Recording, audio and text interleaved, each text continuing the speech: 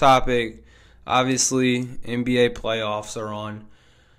The games have been pretty fun, interesting so far. There's been some good games for sure. There's definitely been some good games, but there's definitely been, and we'll see what game twos look like for some of these teams that just got completely destroyed.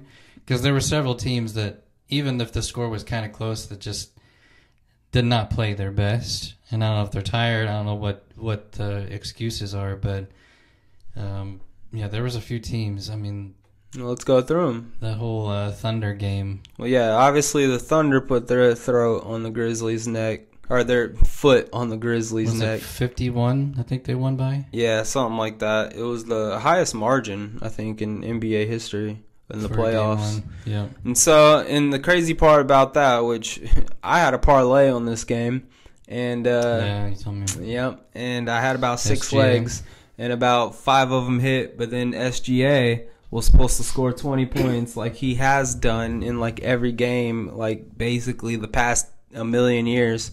And he gets 15 points when his team as a whole scored like 140 or something like that. 130 something, which is so strange. That's ridiculous. So yeah, that game, I think that was supposed to happen. I mean, that doesn't really shock me. Morant said right afterwards, like, that's the worst game we've ever played, and we'll never play that bad again.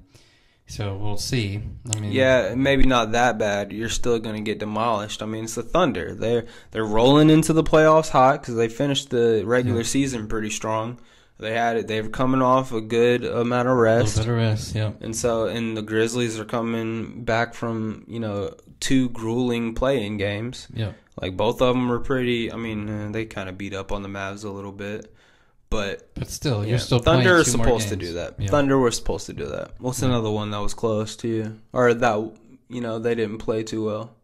Well, the Pacers and Bucks game, Pacers were up by 28 at one point.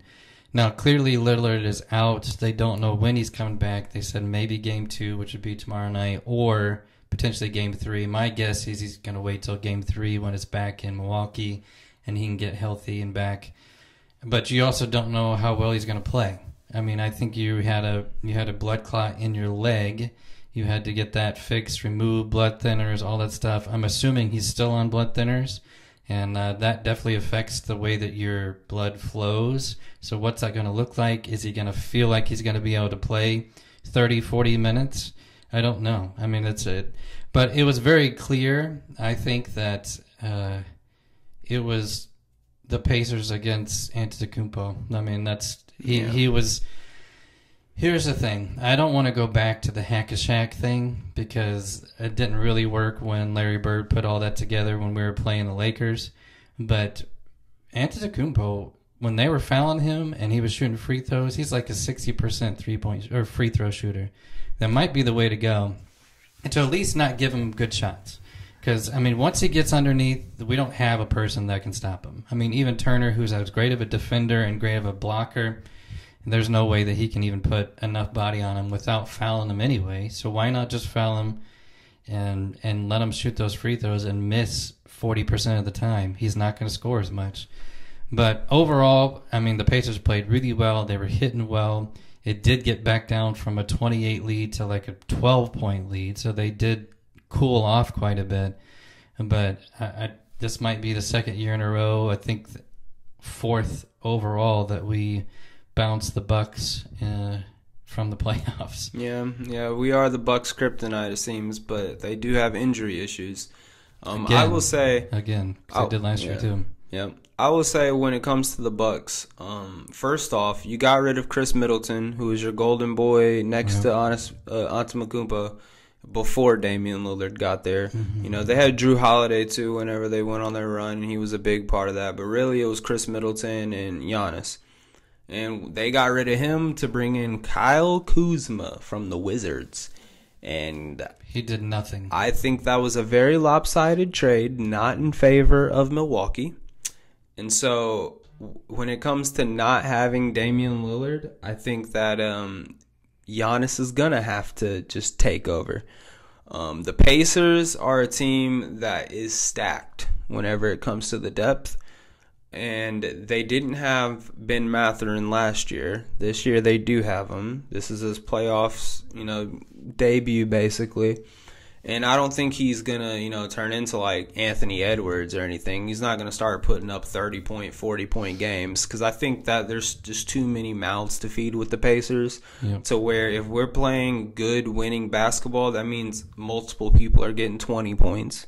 Yep. It's not going to be one person going off getting 30 or 40 or whatever. But the addition to him with the Pacers this year, I think, is going to make a huge difference, especially when you inevitably have that 1 or 2 games where maybe Tyrese Halliburton has to sit down or Pascal Siakam has to sit down. Maybe Miles Turner has to sit down. When it comes to the bench scoring, Ben Mathurin coming off of the bench and Obi Toppin coming off of the bench, those are 2 huge ones. And TJ McConnell coming off of the bench. McConnell's awesome. I mean, those are the big 3 right there. Now, Mathurin needs to do 2 things really well because he didn't do them very well in the first game.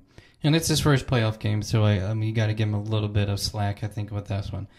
But the first thing is he needs to take good shots when it's necessary to take good shots. That was part of the problem was when the Bucks started to come back, is the Pacers would just go down. They weren't trying to set anything up. They just started launching threes. When you start doing that and you're not hitting those shots, and Mathurin was part of their problem, he was just launching stuff that wasn't even necessary. Like set something up, keep with your same strategy, and go in and score. And the second thing, he needs to take care of the ball. There's multiple turnovers that he gave up that, again, gives easy points. It's easy points for the Bucks. You just got to take care of the ball, which, granted, everybody has to do that. Yeah. But I just noticed with him, there was a couple key moments where Bucks started getting on a run, and then he gives the ball up, and it's like, okay, that just continues to fuel that fire. Yeah. And you could have easily seen the Bucks get back in that game and potentially take game 1. You can't be up by 28. I don't know if I would have seen that happening. It was possible. I mean, I'm telling you that the Pacers were just struggling with scoring, which sometimes happens with any team. And then again, if you don't take care of that ball, you give easy opportunities for the other team to get back in it. I watched the game too, though. Towards the end of that fourth quarter, Pacers are good at closing out, if it's one thing. And I think once they finally put back in that starting 5, because whenever Mathurin was on the court and things started going downhill, like that was their bench unit, basically. Yeah, that was he didn't start. No. He's your 6th man, I think. Yeah, and so whenever you put back Halliburton and then you get Nesmith in there, who's great defensively. He starts stirring things up on the defensive side. Pascal and Miles Turner. And then Nembhard, who's also a great defender. I think that first starting unit for the Pacers is good at getting stops. And then when you have Halliburton on the court and you can get a stop, they immediately get out in transition. Now you have probably the best passer in the NBA in a fast break situation with 5 people who can run the floor pretty much. And Miles Turner can't run the floor as much, but if he trails, he can stop at the 3-point line, and you have to respect him with his 3-point shot. Right. So I would have had faith that they would have been able to finish the Bucks, especially a Bucks without Damian Lillard, because towards the ending stretch, who's the big shot maker you have? Giannis, and he's shooting 2s, and if you foul him and hack him and deny him, then you're going to rely on him making free throws to crawl back in the game. Yep. Yeah. I really hope, for the Pacers' sake, that Lillard holds off for one more game so we can get up 2 games well, I think into Milwaukee. But I honestly think even when Dame Lillard comes back, it'll be more competitive than it was, for sure, but I still think the Pacers maybe get him in like a 5-game. Yeah. They might win 1 back in Milwaukee, and then when it comes back over, we'll finish. Well, like I said, you still got to wonder how Lillard's even going to play when he does come back, because you don't know what kind of condition he's going to be in. That's a hard thing to recover from. Yeah, but whenever it comes to the NBA, man, as much as they're paying these people, they're not going to put him back on the court unless they can give at least their 100%. They may not feel 100%. But he might give it. But it might be for 30 minutes instead of that extra 10 that they might need. Maybe. And that might be the difference right there. Could, yeah. So any other games that specifically we want to talk about? We'll go through and look at all the games. But any other ones that you want? The Cavs they dominated pretty much. The Knicks and Pistons was pretty close for the most part, and the Knicks ended up coming back and actually winning that game. Mm-hmm. Pistons, I think, were up for quite a bit of time. I think they're going to give them a run. which is great because then if the Pacers end up playing them in the next round, they're going to be worn out, which is a really good thing. Celtics didn't seem to have any issues. Nuggets came back and won. That was a pretty solid game. Lakers did not look good. I mean, Nope. Luka Doncic played well. He played well. I think he ended up scoring He almost played all right. 40, I think. I mean, obviously it's Luka Doncic. He's gonna have great stats whenever it Yeah. comes to the end of the game. But as far as like to his standard of what a good game looks for Luka, I don't think that was the best performance. Yeah. And then LeBron James, I mean, he kind of, like I said, same thing for him. When it comes to stats, okay, he kind of was bad. He has to, you know? Yeah. But he didn't really have the best game either. I mean, they did not look As like a they team, were they prepared. did not look good. And Yeah. I want to give credit to the Timberwolves because the Timberwolves defensively are a sound squad. I mean, Rudy Gobert in the paint. He's obviously won multiple Defensive Player of the Years. He has them under his belt. You have Julius Randle, who is basically the same size as LeBron James. And although LeBron James can kind of out-physical him still, just because LeBron James is a freak, at least it's someone who, you know, he's not going to be able to take advantage of every play. Yeah. And then- can he do it for an entire game? That's the question now. He's getting to that age where we saw it last year in the playoffs where he would have a strong half, then the second half he basically wasn't even there. So Well, I think LeBron James is still capable, but when you have a Luka Doncic on your side, you want to let him kind of set up his offense and get going. But then they also have Jaden McDaniels, who was the one guarding Luka, who's 6'9". I mean, I really, I know you're going to laugh at this. I really view right now the Timberwolves kind of the same way I viewed like Michael Jordan and the Bulls. Because Jaden McDaniels is kind of like a Scottie Pippen. Jaden McDaniels can finish at the rim. He is a very solid shooter when it comes to mid-range. Pretty good at threes. He's not the best at threes. But he's just a 6'9" frame that can lock up whoever's on the opposite side of the ball, along with Anthony Edwards. Anthony Edwards was the one that was guarding LeBron James. And, you know, they talked about it. I don't know if you watched, but the commentators talked about the coaching staff for the Timberwolves basically playing reels for Anthony Edwards of Michael Jordan when Michael Jordan went up and played against the Celtics for the first time in the playoffs. And he was saying, like, showing how Michael Jordan, like, took it personal against Larry Bird. It was, like, in his face, talking trash the entire time, like, going right at him, busting him.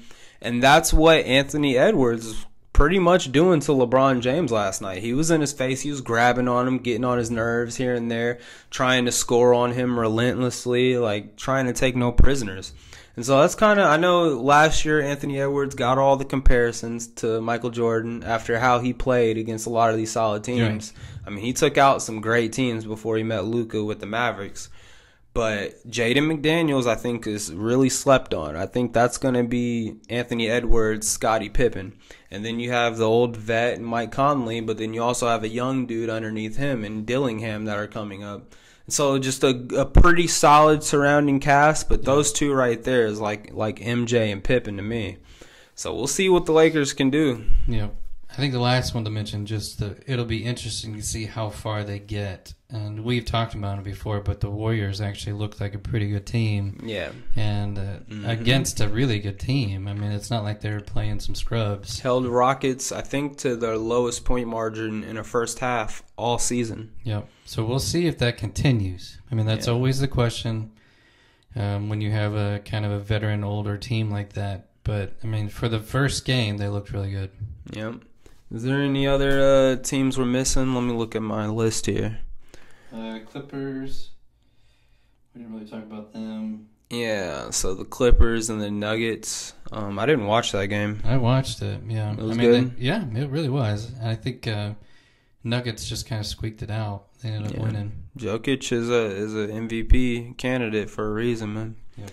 And then other than that, that's pretty much covering all of it. I mean, I did watch the Celtics and the Magic. The Magic, Banchero and Franz Wagner, they both look great, but they can't keep up with all the others when it comes to the Celtics. So Celtics, I think that series is going to go fast. Yeah. All right. I say we get into our last little part, which I kind of told you about beforehand. So there was a segment that what's his name? Smith. Stephen A. Smith. Yep, Stephen A. Smith. The guy that talks really loud and yells about everything. Mm-hmm. LeBron James. Just very dramatic. Even if I think he orders stuff at McDonald's the same way. I'll take a burger and a Coke. Give me a number 1, no pickle. But no, he had this segment that I liked a lot, and the segment was like, who is the best Robins? Now, this came from a comment that Jimmy Butler had made with Steph Curry. And basically, I think the reporter asked them, like, how do you feel about the team or whatever? And he was like, well, you know, any team that I'm on, I think we have a chance to win. He's like, but with Steph Curry, any team he's on, I know we have a chance to win. And then basically he said he's the perfect Batman to my Robin. Or he's like, I'm the perfect Robin to his Batman or something like that. So he's calling Steph Curry Batman. He's calling himself Robin. Yep. So what I kind of wanted to do is create a list of the top 5 Robins that we have in the playoffs right now. And so we already put together a list of the Robins for each team, who we decide are the Robins for every team. And then out of those teams, we will pick the 5 best ones in our opinions. Okay? Yep. And then real quick, just to define what I think a Robin is, it's not necessarily, you know, how good you are. It's that you are the second best on your team. You know what I'm saying? So, you know, obviously we're going to be talking about the best ones that we think are. And by best, I'm not talking about like the 2K rating. I'm not talking about their skill. I'm talking about like the MVP status. 2K rating. Yeah, I know, right? The MVP status of that team. So, for example, obviously it goes without saying, Jimmy Butler coming over, being with Steph Curry. Like, Jimmy Butler by himself, I don't think is probably even a top 5, top 10 player in the NBA. He could probably be top 10, probably cracking that. But there's a large amount of players that are better than him, and maybe even some Robins that are better than him. But his impact on the Warriors is crazy. Right. And so he can still be up above some other players that might actually be better statistically or whatever, but maybe don't have that much of an effect on their team. So anyways, let's just get into the candidates first. Yep. Okay, so go ahead. So, OKC, we have Jalen Williams. Jalen Williams, okay. Cavs. And the Batman for that team, Shai Gilgeous-Alexander. So yep. I'll say the Batman for the team. The Cavaliers, we have Mobley. And then obviously the Batman is Donovan Mitchell. Mitchell, yep. Rockets, we have Sengun. And then the Batman is Jalen Green. Celtics, Brown. And then the Batman is Jason Tatum. Lakers, we have LeBron James. And the Batman is Luka Doncic. That's right, Luka above LeBron James. Somebody might disagree with that, but that's okay. Knicks, Towns. Yep, so Karl Anthony Towns to Jalen Brunson at point guard. Yep, Nuggets, we have Jamal Murray. Jokic, obviously the Batman. Pacers, Pascal Siakam. Tyrese Halliburton, the Batman. Clippers, James Harden. Kawhi Leonard, the Batman. Bucks, Lillard, Damian Lillard. And Giannis Antetokounmpo. Wolves, Randall. And then Ant-Man, Anthony Edwards, the Batman. Pistons, Duren. Yeah, so Jalen Duren, that was kind of a tough one, too, because it's the Pistons. They're a pretty well-rounded bunch, but there's no one like... They're a bunch. That's like could be a star on another team status. But Jalen Duren is probably the second most impactful player on that team behind Cade Cunningham. Warriors, we already said, that's Jimmy Butler. He said that himself. Yep. Magic, Wagner. And then Paolo Banchero is the Batman. Grizzlies, Jackson Jr. Yep, so Jared Jackson Jr., he's the power forward. He's a big guy. He's another scenario just like the Rockets where they're pretty well-rounded. It was between him and Desmond Bane, but obviously the Batman on that team is Ja Morant. And then we kind of, a little bit back and forth, but Adebayo is what we said for the Robin. Yeah. Just because of the way Tyler Hero is playing right now, we would call him the Batman. Yep, so Tyler Hero, the Batman. Okay, I'll go with my 5 first, and I'll go in order of what I think as far as the best in the league right now. I got to go Celtics with Brown. I have to. At number one? At number one. Oof. Yep. Okay. Just because he's a consistent player. I mean, and he literally helps keep that team in games. And Tatum, even though he may be struggling or something like that, Brown seems to always be consistent. Okay. So I go to Brown. Number 2 is Knicks with Towns. He's a phenomenal basketball player and continues to, again, I look for consistency, and he's just a contributor in all aspects of that game, defensively and offensively as well. Okay. Mobley with the Cavs would be my number 3. Kind of same deal. I mean, there's not much more to say about him. He's just he's a great player. And then I have Pascal Siakam as my 4 with the Pacers.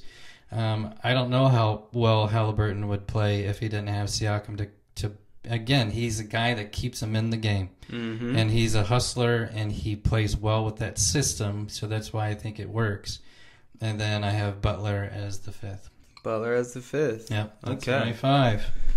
Okay, so for my 5, it's going to look a lot different from yours. Yep. I figured it would. One factor that I wanted to take into consideration is the contribution of the other guys. Okay, so to start off, which he's kind of like my honorary 6, because it was kind of a tie between 6 and 5. Can't do that. But I have to mention it because it was your first. It's Jaylen Brown. Okay. And the only thing I would say behind that is, yes, he is a great contributor and kind of behind Jason Tatum. But I feel like if you took Jaylen Brown off of that team, the next man up, Derek White or Kristaps Porzingis or Drew Holiday, all of them could probably put up the same numbers that Jaylen Brown could. I don't think that, his performance is spectacular as a second. I think he is just the chosen one to get those stats on a team like that as the second. Well, White did in the first game, so we'll see if he does anything in the second game. Yeah. I mean, he scored 30, I think. And then my tied one with that would be Towns, Karl Anthony Towns. Yeah. And yeah, he's dominant force with Jalen Brunson. I just wouldn't put him above the rest of these players on the list, just based off of pure talent and impact. I think if you take Jalen Brunson away, could Karl Anthony Towns sustain a team on his own and have good success with it? Maybe, but I don't think so as much as the other players. Okay, so number 4, I'm gonna go LeBron James next to Luka Doncic. Obviously, it's LeBron James. Obviously, it's LeBron James. Obviously, having him as your second, as your person who's focused on the rebounds, the assists, the person that's cutting to the basket. I think utility-wise, he is one of the best. As far as scoring the ball, he needs Luka. I think LeBron James on his own, especially with that roster surrounding him, wouldn't be able to get much done. But he's a great utility player, just like another player I have on this list, and that's why he's the 4th best Robin in my opinion. Number 3, Damian Lillard. I think as we saw with that Bucks versus Pacers matchup, Giannis really can't do anything by himself. And so I think it's kind of the vice versa situation of LeBron James where Giannis is the bigger utility player. His utility out is more important than Damian Lillard's production and scoring. But Damian Lillard is probably one of the best scorers that would be a Robin because his 3-point shooting ability is just out the park, and then he can finish in the paint. He can set up other people. Yeah, I just couldn't put him on the list right now because we don't know what's going to happen in the. I was factoring it in the playoff scenario. Yeah, because we don't even know what he's going to look like when he gets out there and starts playing. But that's why I didn't put him on the list. We know what he's looked like in the past. Right. What he could do, yes. It's not like all of a sudden he's going to come out there and look like a dud and just suck. You know what I'm saying? He's still going to beat Damian Lillard. Yeah, he could. You don't know what that kind of injury does to you. Well, I'm gonna base my future predictions off of what we've previously seen, not speculation. Okay. Right. So Damian Lillard at 3. Second has to go to Jalen Williams. What he did the other night, I mean, that just goes to what I was saying before with Shai Gilgeous-Alexander only scoring 15 points, and they scoring that much. A big contributor to that was Jalen Williams. Yeah. He looks like a complete dog at wing. He plays like he's 6'9". He's only 6'5", but he finishes at the rim. He's a great shooter, great 3-point knockdown artist. He's a great defender. And I think Jalen Williams is one of the few people on this list that you could probably put him on another team by himself, and he could probably develop a Robin and lead that team himself, but without a Shai Gilgeous-Alexander, who's clearly the better person. So, yeah, he's great at number 2. And then number 1, Jimmy Buckets, man. I think, factoring this in, if I was making this list in the regular season, Jimmy Butler probably wouldn't even make the list. If he did, it'd probably be cracking top 5. But I'm looking at playoff Jimmy, okay, which he's already shown us playoff Jimmy. He already showed us in the play-in game, and he showed us the other night. Now, the other night when they took on the Rockets, it wasn't necessarily his scoring ability because Steph Curry was on fire too. And so Steph Curry really looked like that dude. But I saw instances where Jimmy Butler, that we were facing I'm not a Warriors fan, but I was kind of rooting for Jimmy Butler. So I guess I'll say we. But there was instances where they were starting to hit a little bit of a cold streak, and the Rockets hit a couple of threes, and they were starting to eke their way up the ladder to get back into the game. And then all of a sudden, Jimmy Bucket starts just shutting down people defensively, like grinding it out, getting steals here and there. I mean, he was a great utility player, getting hard, tough rebounds. He had a couple of offensive rebounds. And so I factor in playoff Jimmy. And then towards the end of the game, he was the one, him and Steph Curry were going back and forth basically with sealing the game with their importance of shots. They were smacking them left and right. And so Jimmy Butler is my number 1 Robin, and it's playoff Jimmy because I think he's turning into MJ whenever it comes to the playoff series. We'll see. See how it plays out. Yeah. That's really the big question. Who's going to win it all, Isaac? Based off the first games through, it looks like the Thunder are going to probably pull this one out. Against the Grizzlies, though? With the way they play like that, they're going to be very hard to beat. I would love to see the Thunder match up with the Minnesota Timberwolves. I'd be intrigued to see if they can keep that scoring up.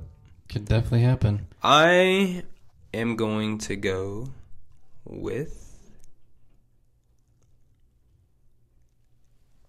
the Cavaliers.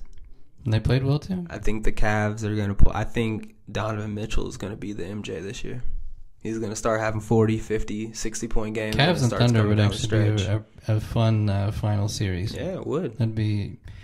They seem like very similar teams to me with the way that they play their game. So it'd be fun to watch them battle it out with each other a little bit. Yeah.